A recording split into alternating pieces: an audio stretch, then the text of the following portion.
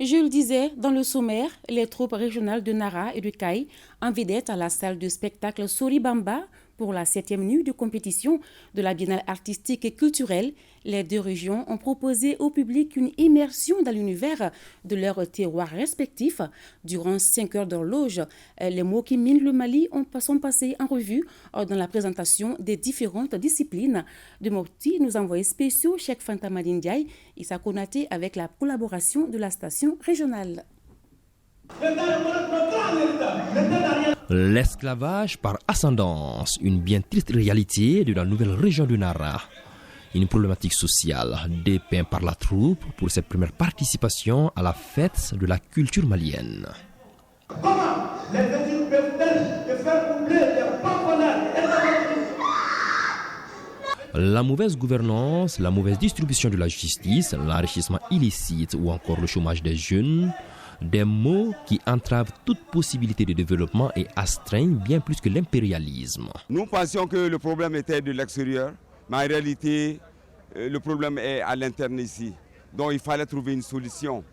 La résilience face au changement, face à ces mauvais comportements, il faut les mettre au banc de la société. Solo de chant, ensemble instrumental, ballet à thème, chant de chœur, orchestre et danse traditionnelle, Nara a fait étalage de toute sa richesse culturelle et artistique. Le gouverneur, satisfait de sa troupe, a même esquissé quelques pas de danse au grand bonheur des milliers de spectateurs de la salle Soribamba.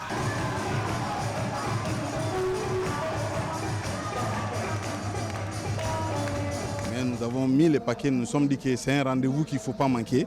Donc nous avons fait ce que nous pouvons pour préparer nos troupes. Et vous avez vu vous-même, ils ont fait une très belle prestation. Et le gouverneur n'a pas pu résister. Nous disons que nous serons parmi les 3 premiers, sinon nous allons remporter les trophées. Kai dans la Biennale est chaque fois très attendu dans le solo de chant.